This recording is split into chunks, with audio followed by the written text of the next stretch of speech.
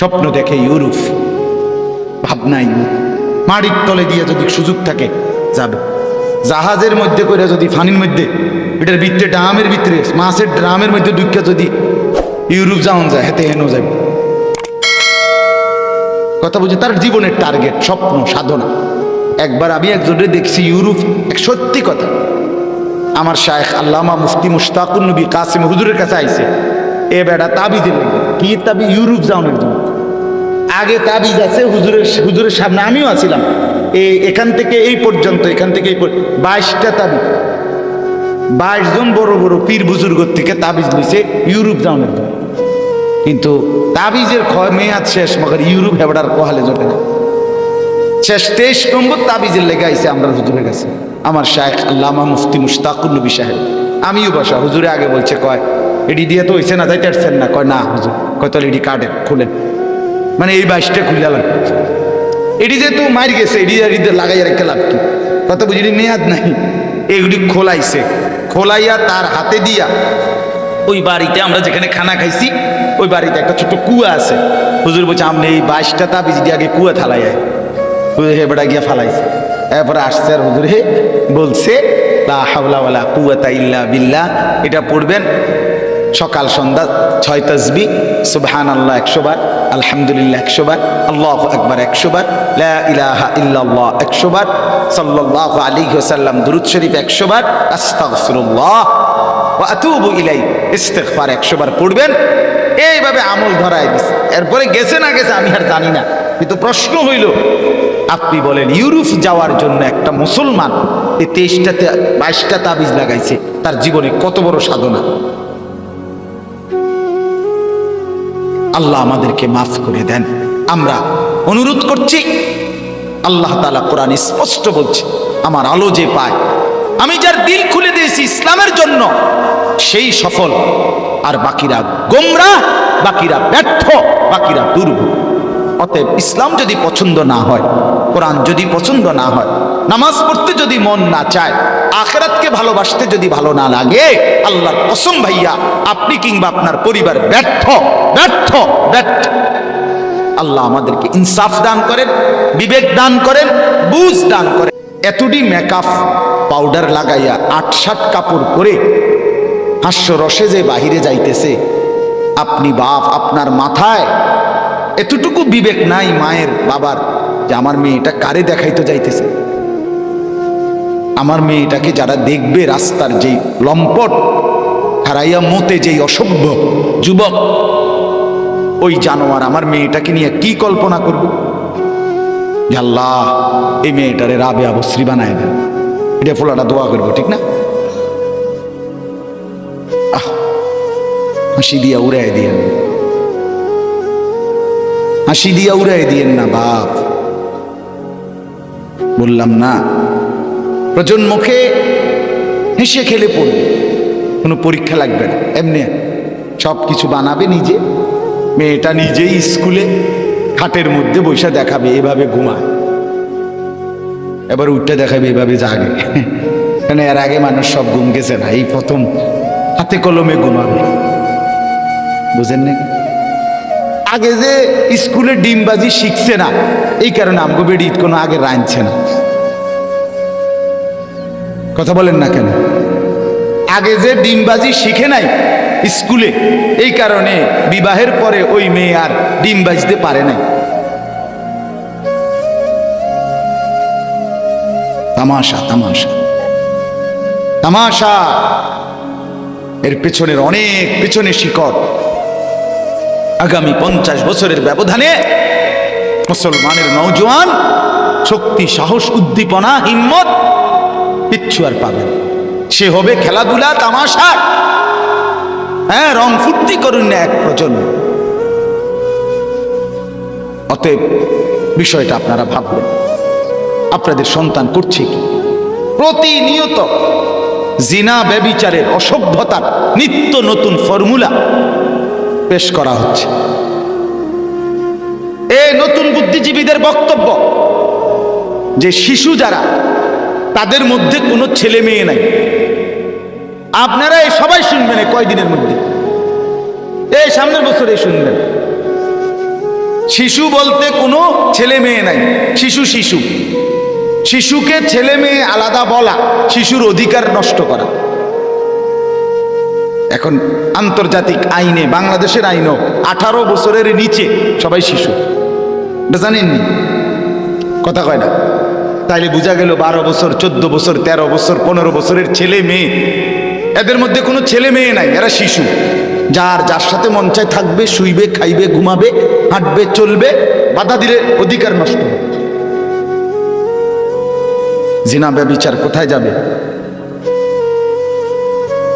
বলেন না? অসভ্যতা কোথায় যাবে? ছেলেদের চেহারা এখনই দেখেন, শুধু মোবাইলে উলঙ্গ ছবি আর নর্তকীর নাচ দেখতে দেখতে চেহারা কোথায় গেছে।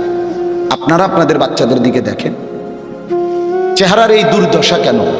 চোখ ভিতরে ঢুকে গেছে, কপাল কোমর, আরে এই গাল ভাঙ্গা গেছে, এক ওয়াক্ত নামাজ পড়তে মন চায় না, বাবা মা বংশের কোনো ইজ্জতের কোনো ধার ধারে না। আপনি ছেলেটাকে জিগান, বেটা তোর মা তোরে পবিত্র দুধ খাওয়াইছে 2টা বছর, তুই অসভ্য নারী দেখার জন্য? তোর বাবা তোরে 12টা বছর লালন পালন করে বড় করছে, তুই মোবাইলে উলঙ্গ ছবি সারা রাত দেখার জন্য জানোয়ার? এর জন্য বাবার কষ্টের টাকার বিনিময়ে আপনি এজন্য মানুষ করছিলেন ছেলেটারে, আপনি এজন্য টাকাগুলি খরচ করছিলেন। যে বাবা আজকে 12টা বছর বিদেশ, যে বাপ আজ 16 বছর বিদেশ, সে কি পরিমাণ ঘাম জড়াইছে এক একটা টাকার জন্য। কথা কন না? 12 ঘন্টা ডিউটি করে, 14 ঘন্টা ডিউটি করে, মাটিতে পড়ে থাকে ডিউটির পরে। কত বাংলাদেশি আমারে বলছে, হুজুর এই টানা 12 ঘন্টার ডিউটির পরে এখান থেকে যে হোটেলে কত হাইটা যাবো, শরীরে এই বলটা থাকে না, মন চায় মাটিতে পড়ে থাকে, মাটিতে পড়ে থাকে। আমি এক ছেলেরে দেখছি, পুরা হজ্জের সফরে ছেলেটা, নরসিংদী বাড়ি। এই ছেলে 12 ঘন্টা ডিউটির পরে ওই মক্কা শরীফে এইখানেই একটা পাতলা কম্বলের মতো আছে তার, এটা মোড়াইয়া একখান দিয়ে শুইয়া থাকে। হুজুর যাইয়া ইয়া কুলায় না শরীরে, এনে ফিরে থাকে, কারণ এতটা ক্লান্তি শরীর। কেউ যদি কোনো একটা বার্গার বা এক টুকরা মুরগি টুরগি কেউ খাইতে সময় যায় দেয়, কেউ দিলে এইটা খাইয়া শুইয়া লাগবে শরীরে দেয়। এইভাবে আজ 11টা বছর কলিজা ছেড়া সবগুলো টাকা বাড়ি পাবে। সেই টাকা দিয়া ছেলেটা 2 হাতে বাড়িতে মোবাইল টিপতেছে, আর বেচারা এখানে একটা বার্গার খাইয়া রাত কাটাইতেছে, আর এখানে জানোয়ারে সারা রাত মোবাইলে ছবি। তার বাপ বিদেশ, অসুবিধা কি? বেডি হ্যাঁ বাজারে মার্কেটে 2 টাকার মাল 50 টাকা দিয়া কিনা, দোয়ানদারে আইস দিছে, ভাবি নেন, সবার কাছে কি আর দাম কইনি? বুঝেন নাই কথাটা? সবার কাছে কি আর দাম বলিনি, আপনার কাছে না দামটা ধরাই দিছি আপনার, আপনি তো ব্যাক কল। বুঝেন নাই কথা? এইভাবে একদিকে বিবি টাকা নষ্ট করে দিচ্ছে, আরেকদিকে সন্তান টাকা নষ্ট করে দিচ্ছে। আমি আপনাদের কাছে অনুরোধ করলাম, ছেলেরা ভাব তোমাদের কাছে অনুরোধ করলাম, প্রতিদিন এগুলো আমি প্রতিদিনই বলি, এটা আমার রুটিন ওয়ার্ক। আমি মনে করি আমাদের সন্তান, তোমরা বাপ নিজের নিজের ভবিষ্যৎ নষ্ট করো না। তুমি কি পড়ছো এটা তুমি একবার ভাইবো। যে পড়ালেখা তোমারে 10 বছরে কোনোদিন আল্লাহ চিনায় নাই, 12 বছর পড়ার পরেও তোমার নামাজ পড়তে মন চায় না, 10টা বছর পড়ার পরেও তুমি মনির চিনলা না, বানানেওয়ালা চিনলা না, এই পড়ালেখা তোমার শেষ পরিণতি কি হবে? এই জিন্দেগির শেষ গতি কোথায় বাপ? স্বীকার করি বা না করি, আমরা যদি চোখ বন্ধ রাখি অথবা চোখ খুলেও রাখি, আমরা সুখে থাকি আর দুঃখে থাকি, স্বীকার করি কিংবা না করি, আমাদেরকে কবরে যেতে হবে কিনা? কথা বলেন না কেন? সুখের পাহাড়ে যে আছে সেও মরবে, দুঃখের সাগরে যে আছে সেও মরে যাবে, মরে যাবে, কোনো সন্দেহ নেই। চিরবাস্তবতা আমার বাপ বুঝতে শিখেন, এতটা চূড়ান্ত বাস্তবতা মৃত্যু, এটাকে আপনি পাশ কাটাইবার, আপনি আমার দিকে পাশ কাটাইয়া হেন দিয়া গেলেন গা, আমি দেখলাম না, এটা হইতে পারে, এটা হইতে পারে। আপনি যে হারাম রোজগার করলেন, আজ মনে করেন 30 বছরে আপনার অবৈধ ইনকাম কেউ টের পাইল না, হইতে পারে। আপনি দুনিয়াবাসীর থেকে 9-6 করে পাশ কাটতে যাইতে পারবেন, কিন্তু মৃত্যুর থেকে পলায়ন করার কোন সুরত আপনার আমার কারো কাছে কি আছে? তাহলে যেটা চিরবাস্তবতা, যেটা নিশ্চিত, যেটা আড়াল করার কোনো সুযোগ নাই, এতটা চূড়ান্ত বাস্তবতাকে ভুলে যান কেন? কেন ভুলে গেলেন বাবা? ছেলেরাও বলো ভাইয়া, নওজোয়ান তোমার মতো বয়সীও তো কত মানুষ কবরে আছে, আছে না? সে মরলো কেন ভাইয়া? বেকুব দেখে না, তুমি চালাক দেখে মরো না, না সে বুঝে নাই দেখে মরে গেছে নাকি? তো মালিক দয়া করেছে বলেই তো আমি আর আপনি এখনো বেঁচে আছি। মালিকের সিদ্ধান্তের 1 সেকেন্ড আর পৃথিবীতে আল্লাহর ফয়সালা চলে আসলে, মালাকুল মউত চলে আসলে, এরপরে 1 সেকেন্ড থাকার সুযোগ মিলবে তো? হাত্তা ইদা জাআ আহাদাহুমুল মাউত ক্বালা রাব্বিরজিউন। রব্বুল আলামিন বলেন, আমার নাফরমান বান্দা, পাপী বান্দা, তার সামনে যখন মৃত্যু এসে উপস্থিত হবে, তাফসীরের মধ্যে লিখছে মানে মালাকুল মউত এসে দাঁড়াবে, ক্বালা রাব্বিরজিউন। প্রতিটা নাফরমান পাপী তখন বলবে, আল্লাহ আমাকে একটু সময়ের জন্য দুনিয়ায় ফেরত দেন। মালাকুল মউত আজরাইলকে চলে যেতে বলেন, আল্লাহ আমারে একটু সুযোগ দেন, অল্প সময়ের জন্য দুনিয়ায় থাকতে দেন। লাআল্লি আ'মালু সালিহান ফীমা তারাকতু। কেন? আল্লাহ জিজ্ঞেস করবেন, নাফরমান পাপী বলবে, রব্বুল আলামিন জিন্দেগীর যেই নেক আমলগুলো ছুটে গেছে, এবার যদি সুযোগ পাই সেই নেক আমলগুলো সব করে ফেলবো। আল্লাহ তাআলা বলেন, কাল্লা কাল্লা, না বান্দা না, এটা কখনোই হবে না, এটা কখনোই হবে না। ইন্নাহা কালিমাতুন, আল্লাহ তাআলা বলেন, বান্দা এটা কখনোই হবে না, এটা তোর কথার কথা, এটা তুই এমনে এমনে বলছিস। আজকে বাঁচার জন্য আমি যদি আবার তোকে সুযোগ দেই, তুই নাফরমান, আবারও আমি আল্লাহকে ভুলে নাফরমানি করবি। কতবার অসুখ হয়েছিল নাফরমান, তখন তো আমারে খুব ডাকছিলি, আল্লাহ ভালো করে দেন, ভালো করে দেন। আবার যখন আমি সুস্থ করে দিয়েছি, তুই বেঈমান, তো আবার আমাকে ভুলে গেছিলি, আমার কি মনে নাই? কথা বলেন না? হ্যাঁ, আবার তো ভুলে গেছি। তাহলে তুই কি আজকের বাটপার? আমি চিনি না। সুযোগ মিলবে না দোস্ত, ফিরে আসার সুযোগ পাবে না। ওয়ালান ইউআখিরাল্লাহু নাফসান ইযা জাআ আজালুহা। আল্লাহ বলে, মৃত্যুর সময় যখন হয়ে যায়, আমি রব্বুল আলামিন কোন আত্মাকে 1 সেকেন্ডের জন্য বিরতি দেই না, সুযোগ দেই না, 1 সেকেন্ডের জন্য থাকতে দেই না। আমি রব্বুল আলামিন নিয়েই যাই। কুল ইন্নাল মাউতাল্লাযী তাফিরুনা মিনহু ফাইন্নাহু মুলাকীকুম।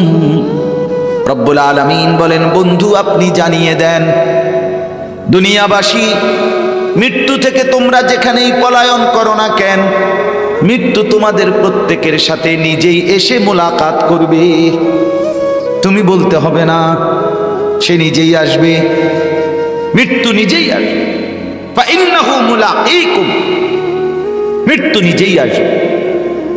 অতএব বন্ধু আমার, দ্বীনের উপরে চলতে পারা, আল্লাহর হুকুমের উপরে চলতে পারা, আল্লাহর পক্ষ থেকে যদি একটা আলো মিলে, কোরআন সুন্নাহ মতো যদি জীবন চলে, আহা এই কপাল যদি সেজদায় লাগে, এই জবান যদি মাওলার জিকিরে লাগে, এই হাত যদি আল্লাহর দ্বীনের খেদমতে লাগে, কসম আল্লাহর, এটাই ভাগ্য, এটাই সৌভাগ্য, এটাই সফল।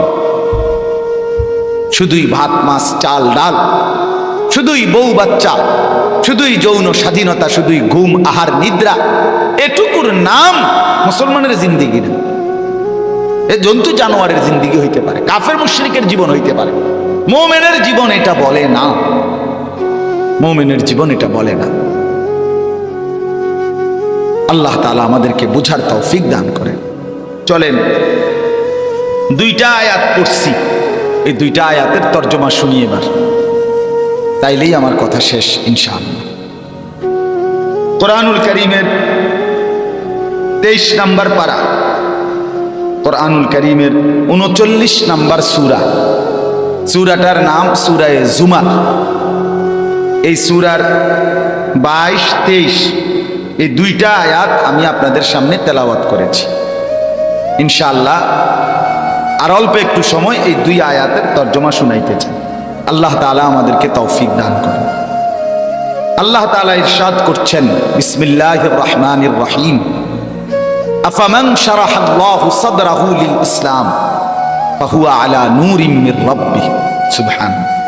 আল্লাহ তাআলা বলেন, আমার বান্দা বলো তো, আমি আল্লাহ তাআলা যার অন্তরকে, যার বক্ষকে ইসলামের জন্য প্রশস্ত করে দিলাম, খুলে দিলাম, ফাহুয়া আলা নূরিম মির রাব্বি, পরবর্তী জিন্দেগিটা একেবারে জান্নাতে পৌঁছা পর্যন্ত সে সরাসরি আমি আল্লাহর পক্ষ থেকে প্রেরিত একটি আলো, নূর এর উপরেই চলতে থাকবে, চলতে থাকবে। আমি তার জিন্দেগিতে একটা আলো জ্বালায় দেব, ওই আলোতে সে সবগুলো নেক আমল করবে, গুনাহগুলো বর্জন করবে, একদিন হাসরের ময়দানে দাঁড়াবে, সেখান থেকে ফুলসিরাত পার হয়ে জান্নাতে পৌঁছে যাবে। আফামান শারাহাল্লাহু সাদরাহু লিল ইসলাম, যার অন্তর, যার বক্ষ, যার সিনা, যার কলিজা আমি আল্লাহ ইসলামের জন্য প্রশস্ত করে দিলাম। আল্লাহ বলে, বলো তো এই লোকটা আর যার অন্তরটা এমন হলো না, এই দুইটা লোক কি বরাবর? কথা বুঝছেননি আমার? এরপরে আল্লাহ বলেন, ফাওয়াইলুল লিল কাসিয়াতি কুলুবুহুম মিন যিকরিল্লাহ। যুবক তোমরা শোনো, বন্ধু, কোরআন থেকে শোনো।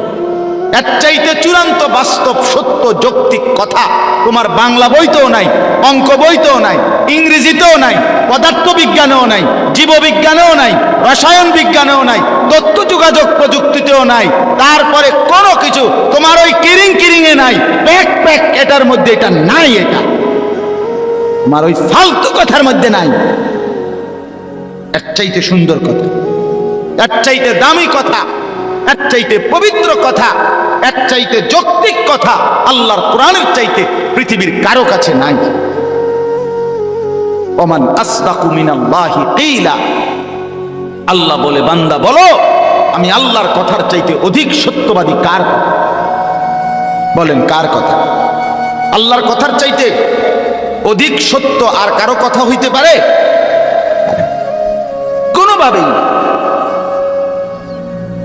তো আল্লাহ তাআলা বলেন, কথাটা খেয়াল করেন, আল্লাহ বলেন, যার বুক, বক্ষ, অন্তর ইসলামের জন্য আমি আল্লাহ প্রশস্ত করে দিলাম, খুলে দিলাম, ইসলাম যার কাছে পছন্দ হয়ে গেল, কলজাত বৈশা গেল, সে যেন আমি আল্লাহর পক্ষ থেকে এমন একটা আলো পেল, ওই আলোটাই তাকে এবার জান্নাত পর্যন্ত পৌঁছায় দেবে।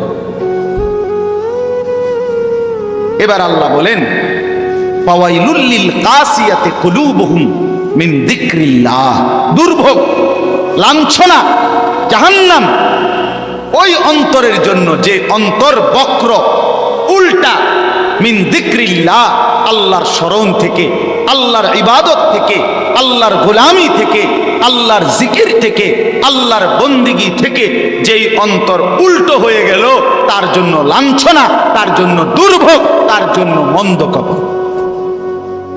উলাইকা ফি দালালিম মুবিন, এক ডাইরেক্ট বাংলা কোরআন শরীফের আয়াত, সরাসরি আল্লাহ বলে, যার অন্তর আল্লাহর স্মরণ, আল্লাহর দ্বীন, আল্লাহর ইবাদত, আল্লাহর বন্দিগি, আল্লাহর হুকুম মানা, কোরআন সুন্নাহ থেকে উল্টা, আল্লাহ বলে তারা সুস্পষ্ট গুমরাহির মধ্যে, পথভ্রষ্টতার মধ্যে নিমজ্জিত।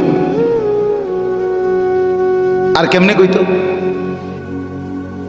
আর কেমনে করলে বুঝতে? কোরআন পড়নেওয়ালার লগে, কোরআন মাননেওয়ালা তার লগে যারা তুলনা দিতে চায় নিজেদেরকে, হ্যাঁ, তোমরা কোনো বেল আসেনি, হ্যাঁ, কি তুলনা দাও বেটা? কি দিয়ে তুলনা দিচ্ছ? হ্যাঁ, কোরআনুল করিম আল্লাহ যার সিনাতে দিছে, কোরআন মানার যোগ্যতা আল্লাহ যাকে দিয়েছে, আল্লাহ তাআলা বলেন সে আমার পক্ষ থেকে আলো পেয়েছে, সেই আলোতে সে জান্নাত পর্যন্ত পৌঁছতেছে। আর এর উল্টো যে কোরআন থেকে বঞ্চিত, সেজদা থেকে বঞ্চিত, আমার গোলামি থেকে বঞ্চিত, আমার জবানে আমার নাম উচ্চারিত হচ্ছে না, ফাওয়াইলুন, তার জন্য দুর্ভোগ, লাঞ্ছনা, লাঞ্ছনা। উলাইকা ফি যালালিন মুবিন, সে গুমরা,